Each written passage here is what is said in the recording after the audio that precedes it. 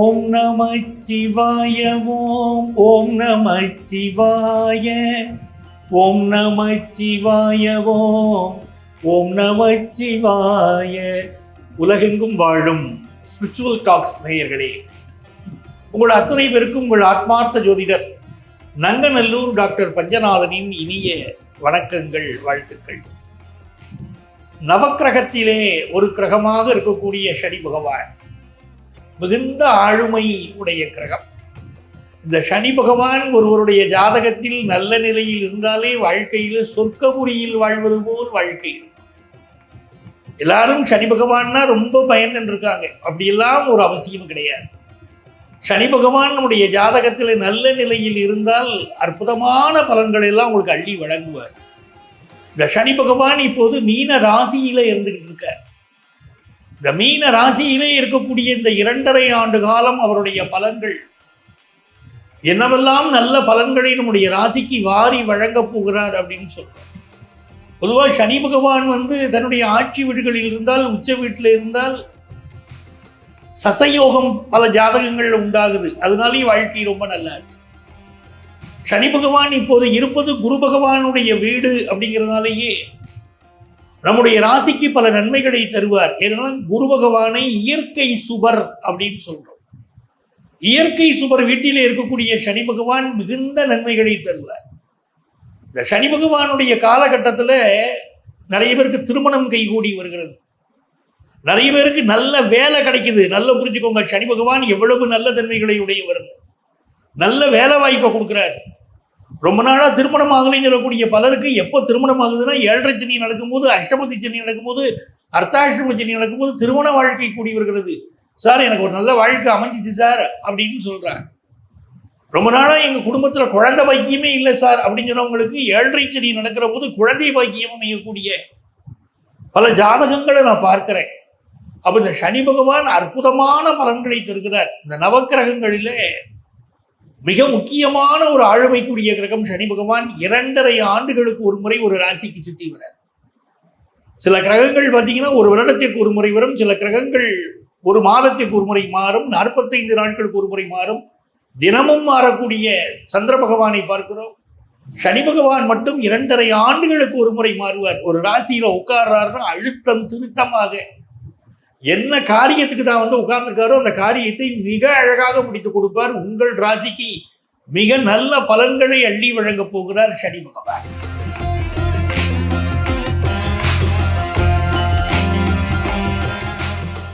எனதருமை மீனராசி என்பர்களே, மீனராசிக்காரர்களுக்கு இப்பொழுது சனி பகவான் ஜென்மத்தில் அமர்கிறார்.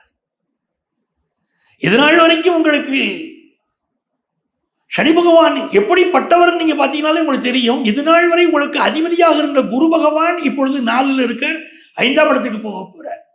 சனி பகவான் உங்களுக்கு எப்படிப்பட்டவர்? 11ஆம் இடத்திற்கு 12ஆம் இடத்திற்கு அதிபதி. சனி பகவான் மீனராசியில உட்கார்றாருன்னா மீனராசிக்கு அதிபதியான கிரகம் யாருன்னு முதல்ல பார்க்கணும். மீனராசிக்காரங்க எப்படிப்பட்டவங்கன்னு பார்க்கணும். சனி பகவான் யாருக்கு கெடுதல் பண்ணுவாருங்க? கெட்ட மனதுடையவர்களுக்கு நிறைய கெடுதல் செய்வார். நல்ல மனதுடையவர்களை அவர் சில சோதனைகள் பண்ணலாம், ஆனால் கைவிட்டு விட மாட்டார்.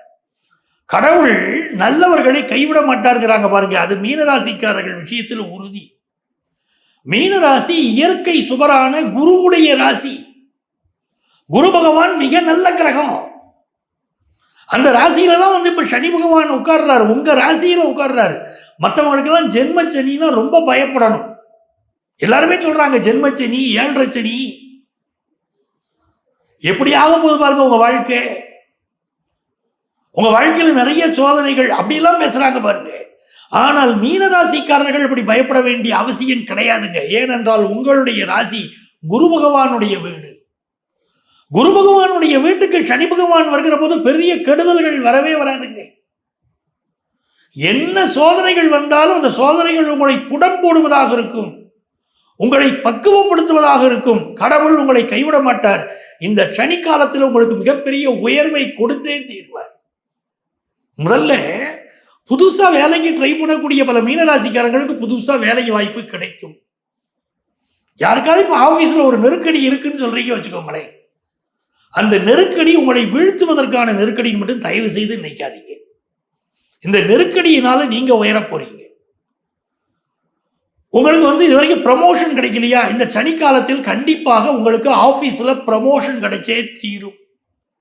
ரொம்ப நாளா தடைப்பட்டிருக்குங்க, நியாயமா கிடைக்க வேண்டிய ப்ரமோஷன் எனக்கு கிடைக்கலங்க அப்படின்னு சொல்லக்கூடிய மீனராசிக்காரங்களுக்கு இப்ப ப்ரமோஷன் கிடைச்சே தீரும்.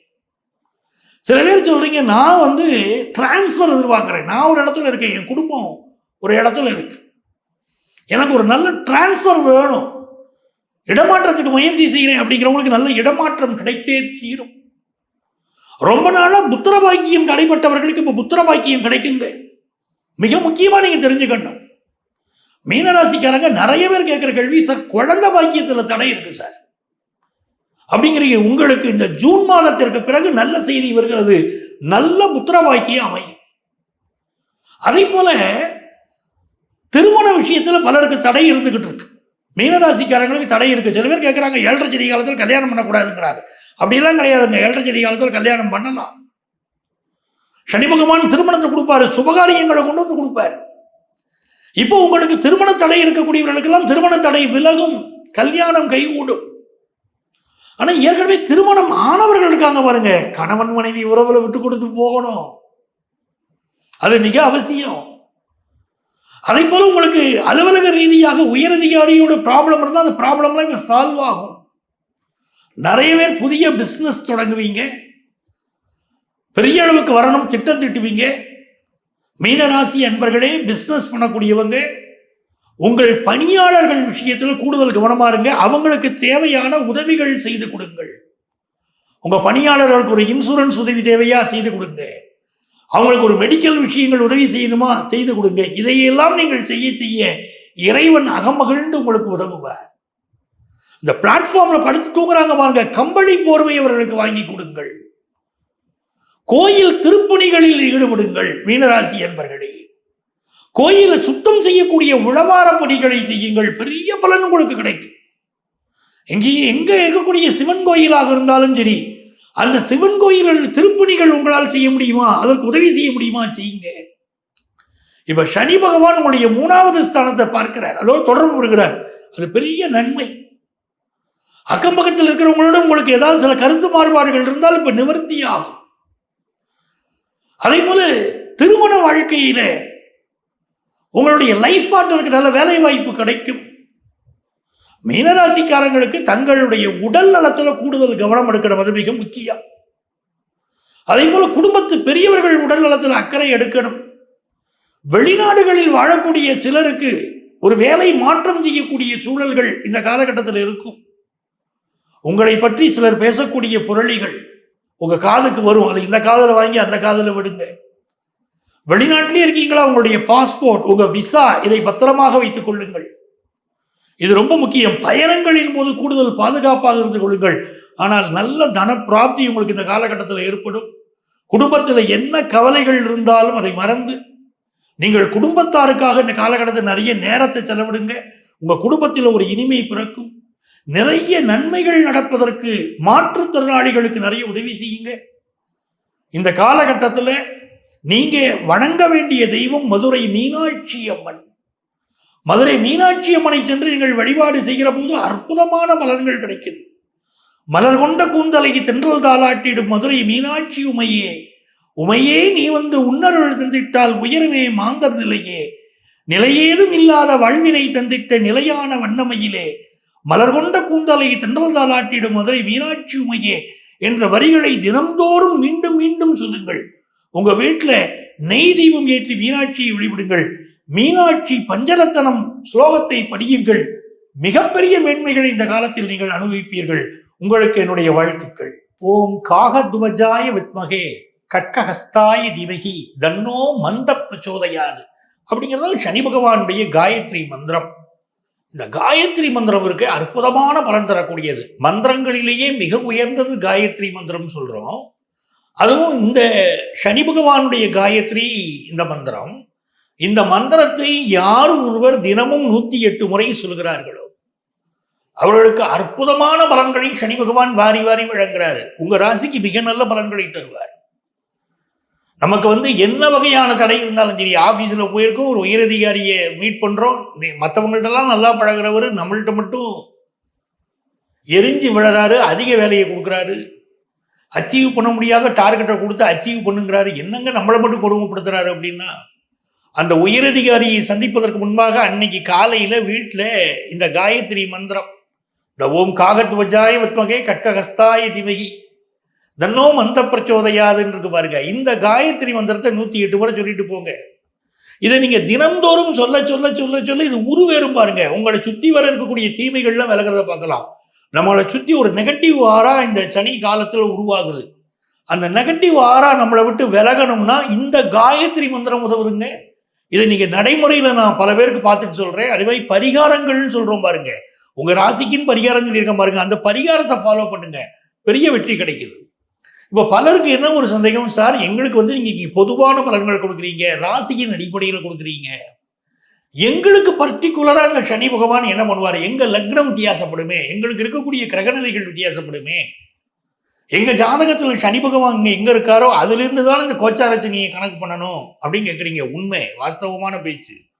அவரவர் ஜாதகத்துக்கு தகுந்தாப்புல வித்தியாசப்படும். அப்படி எவ்வளவு கடுமையான பலன்களாக இருந்தாலும் அது நல்ல பலன்களா மாற்றிக்கிட முடியும்.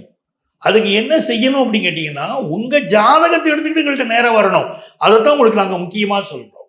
உங்க ஜாதகத்தை எடுத்துக்கிட்டு நீங்க நேரம் வரணும். உங்கள் ஜாதகப்படி உங்களுக்கு என்ன தசா புத்தி நடக்குது, என்ன அந்தரம், என்ன சூட்சமும் நடக்குது, அந்த இதற்கும் உங்களிலேயே இப்போ இருக்கக்கூடிய கோச்சார சனி பகவானுக்கும் இடையில என்ன தொடர்பு. அப்போ பலருக்கு பார்த்தீங்கன்னா தசா புத்தி நல்லா இருந்தாலே சனி பகவான் நன்மையை தாங்க செய்வாரு, கெடுதல் செய்திட மாட்டார். எல்லாரும் எனக்கு 7.5 சனி வந்துருச்சு, கெடுதல் ஆயிடுச்சு அப்படிலாம் கிடையாதுங்க. சனி எல்லாருக்கும் கெடுதல்லாம் பட மாட்டாருங்க. அதனால உங்க ஜாதகப்படி சனி நல்ல நிலையில் இருந்தாலோ இல்லை இப்ப நல்ல தசாபுத்தி நடந்தாலோ இந்த கோச்சார சனி பகவானால ஏதாவது ஒரு கெடுதல் பலன் இருந்தா கூட அந்த கெடுதல் பலன் நடக்காதுங்க, நல்லது மட்டுமே நடக்குங்க. அப்போ பர்டிகுலரா நம்ம ஜாதகத்துக்கு இந்த சனி காலம் எப்படி இருக்கும், 2.5 ஆண்டு காலம் எப்படி இருக்கும் அப்படின்னு தெரிஞ்சுக்கணும்னா உங்க ஜாதகத்தை எடுத்துக்கிட்டு நீங்க கன்சல்டேஷனுக்கு வரணும். வரும்போதுதான் உங்களுடைய முழுமையான பலன்களை நீங்க தெரிஞ்சுக்கிட முடியும். இங்கேயே பார்த்தீங்கன்னா எங்களுடைய செல்போன் நம்பர் கொடுத்துருப்பாங்க. அந்த செல்போன் நம்பரை வாங்கி நீங்கள் ப்ரியர் அப்பாயின்மெண்ட் வாங்கிட்டு எங்களை மீட் பண்ணலாம். அதே மாதிரி நேரம் வர முடியாதவங்களுக்கு ஆன்லைன் கன்சல்டேஷன் உண்டு. இதே தான் எங்களுடைய செல்போன் நம்பர். இந்த செல்போன் நம்பர் தான் எங்களுடைய வாட்ஸ்அப் நம்பர். அந்த நம்பரில் உங்களுடைய பெயர், தற்போது நீங்கள் வசிக்கக்கூடிய ஊரின் பெயர், இதை குறிப்பிட்டு எங்களுக்கு ஆன்லைன் கன்சல்டேஷன் வேணும்னு கேட்டிங்கன்னா எங்கள் ஆஃபீஸ்லேருந்து கான்டாக்ட் பண்ணி உங்களுக்கு அப்பாயின்மெண்ட் டீட்டெயில்ஸ் கொடுப்பாங்க. உங்கள் வாழ்க்கைக்கு வழிகாட்ட நான் காத்திருக்கிறேன். உங்கள் ஆத்மார்த்த ஜோதிடர் நங்கநல்லூர் டாக்டர் பஞ்சநாதன். இப்போ இந்த காலகட்டத்தில் நீங்கள் விடாமல் கோளறு பதிகம்னு ஒரு ஸ்லோகம் இருக்கு. இந்த கோளறு பதிகத்தை எழுதினது யாருன்னா திருஞான சம்பந்தர். அவர் வேயுறு தோழி பங்கன் விடமுண்ட கண்டன் மிக நல்ல வீணை தடவி மாசரு திங்கள் கங்கை முடிமேல் அணிந்தன் உளமையை புகுந்த அதனால் ஞாயிறு திங்கள் செவ்வாய் புதன் வியாழன் வெள்ளி சனி பாம்பிரண்டும் உடனே ஆசரு நல்ல நல்ல அவை நல்ல நல்ல அடியார் அவருக்கு மிகவேன் வரும். அந்த கோளறு பதிகத்தை தினந்தோறும் படித்து கொண்டு வருவதும் நல்ல பலன்களை கொடுக்கிறது. அதே மாதிரி இந்த ஓம் நமச்சிவாய மந்திரம் இருக்கு பாருங்க.